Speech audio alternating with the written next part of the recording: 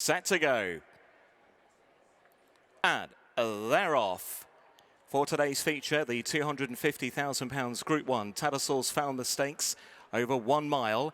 And it's Prosperous Voyage, the 1,000 guineas runner-up who will set the tempo and leads by the early length and a half margin to Sandrine, white jacket with the noseband under David Probert in second. Red, white and blue, the hot favourite Inspiral in third position.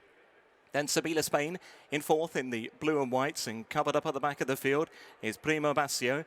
As down the centre of the course they head down towards the final 5 furlongs, led by Prosperous Voyage by a good 2 lengths clear. From Sandrine in second, Inspiral is back in third. Then Sabila Spain and Primo Bacio under Richard Kingscote, the back marker.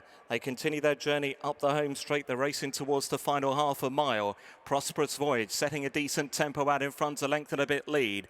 To the noseband ahead of Sandrine in second. Inspiral moving up there toward the far side. Now for a really good look at the front. Couple of lengths away to Sabila Spain and then Primo Bacio. They're racing now down towards the final 2.5 furlongs. And as they do so, Inspiral is now off the bridle. Sandrine has come through to narrowly lead from Prosperous Voyage. Inspiral under pressure over toward the far side. 3 lengths and away to the staying on Primo Bacio, then Sabila Spain. They're racing now towards the final furlong. Inspiral will have to pull out all the stops, leading by a half a length early to the re-rallying Prosperous Voyage. Between them is Sandrine as they climb the hill. Prosperous Voyage now got the better Inspiral on the run towards the line. It's Prosperous Voyage is out in front under Rob Hornby and will win the Falmouth Stakes. Prosperous Voyage has beaten Inspiral. Sandrine in third, then Primo Bacio, and last of 5, Sabila Spain.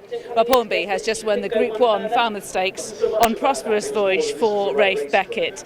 He was just saying what a mad world it is. I think you were owed some good karma, weren't you? Yeah, perhaps. Crazy, isn't it? How things can change, and just so pleased for the filly. You know, I've got a great association with her and the whole team back home at Kimpton Downs. They she's got a great character and a lot of personality, the horse, and to run such a heroic race in the Guineas, and then a little bit disappointing at Ascot. We didn't think perhaps the bend suited her. She's obviously a strong stayer, I feel, and it didn't work that day, and we were confident that wasn't her true running. You know, she really come in her skin good for Ascot, and we were confident her work was good, and didn't work out, perhaps the bend and things like that. So we were coming in here today just trying to run a big race and get back on track, and she enjoys just bowling away there in front.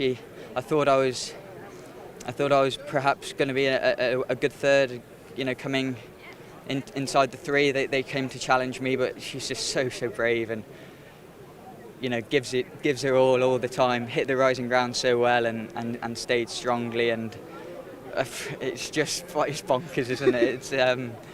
It's just in a very privileged position, you know, thanks to Rafe and all the owners and the connections to have opportunities, you know, not just Prosperous Voyage today, but to be riding in these top quality races, Group 1s, and competing at the top level is where all jockeys want to be, and I'm lucky enough to be in that position now, and yeah, days like this make everything worthwhile. We all know it's been pretty difficult few weeks, you know, watching Westover win the Irish Derby without you on board, passing away of Scope as well. How are you feeling? Were you starting to think, well, things just aren't rolling for me here? Thinking it can't get any worse.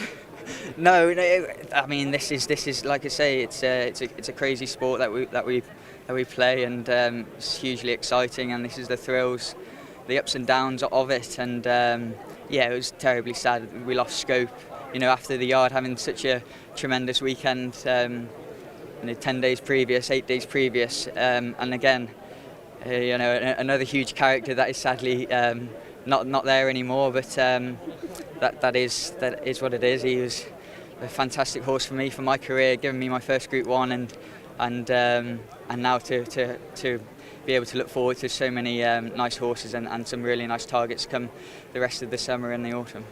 You spoke so well about Westover, you know, the defeat in the Derby and then the Irish Derby. It suggests you've got a very sort of strong head on your shoulders. How are you feeling inside about it?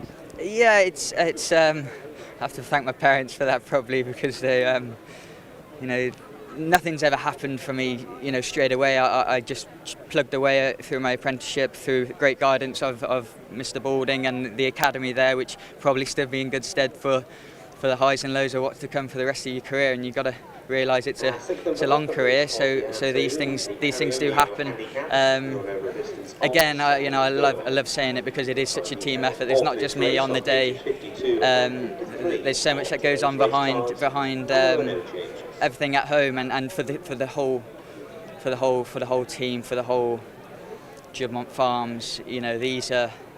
These are where these horses, you love to see them competing, and to go and win just shows. We always thought he was a very, very nice horse, and yes, I wasn't on him in Ireland, but who knows what's around the corner. You've just got to keep kicking, and when the opportunity is given to you, try your best and get it done. Well, that's the point, isn't it? When opportunities are given to you, and you've just won a Group 1.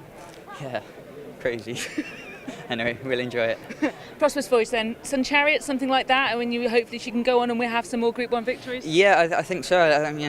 No means was this a fluke. She's just been ultra consistent, bar the Ascot run, which we think was probably the turning track, and like you say, today it was just a matter of keeping the revs up, keeping it smooth, flowing, similar to the Guineas.